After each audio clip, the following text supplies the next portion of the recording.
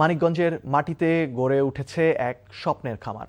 শিক্ষকতা আর আন্তর্জাতিক প্রতিষ্ঠানের ব্যস্ততা সামলেও তরুণ উদ্যোক্তা ফয়সাল বিন মালেক প্রমাণ করেছেন, ইচ্ছাশক্তি আর পরিশ্রম থাকলে কৃষি হতে পারে সফলতার সবচেয়ে বড় গল্প। মানিকগঞ্জ থেকে আহমেদ সাব্বির সোহেলের পাঠানো রিপোর্ট। সবার সব প্রয়োজনে আপন হয়ে আছে ফ্যামিলি ফ্রিজ কঙ্কা। হ্যাপি থাকুন। শখ আর ভালোবাসাই একসময় রূপ নেয় সফলতার গল্পে। 9 বছর আগে মানিকগঞ্জের সিংগাইরে দাদার বাড়ির কিছু জমি আর 4টি গরু নিয়ে পথ চলা শুরু করেছিলেন ফয়সাল বিন মালেক। সময়ের পরিক্রমায় সেই ছোট উদ্যোগই আজ পরিণত হয়েছে বিশাল এক গরুর খামারে। ঈদকে সামনে রেখে এই খামারে এবার প্রস্তুত করা হয়েছে 105টি কোরবানির গরু, যার মধ্যে বেশিরভাগই বিক্রি হয়ে গেছে।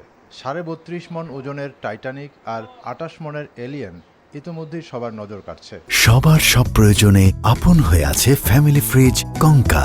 হ্যাপি থাকুন। ওনারা প্রাকৃতিকভাবে এবং ন্যাচারাল ফুড দিয়ে গরু উৎপাদন করছে, তার জন্য একবারে ফ্যাটলেস মাংস স্বাদপূর্ণ, এর জন্য এখানে আসা। যারা একবার খাইছে তারা হয়তো বা বারবার এখান থেকেই নেবে, অন্য কোনো কোথা থেকে গরু কিনবে না। যে পরিমাণ টার্গেটে গরু রাখার চিন্তা করছিলাম, আমার মনে হয় চাহিদা অনুযায়ী সেটা কম পড়ে গেছে।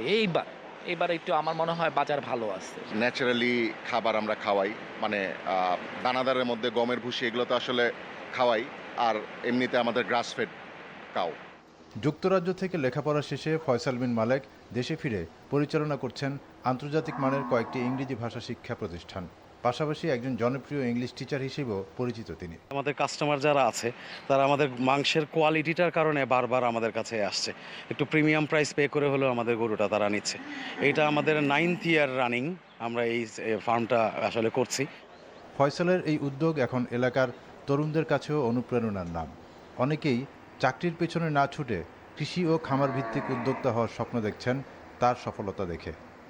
NTV news desk.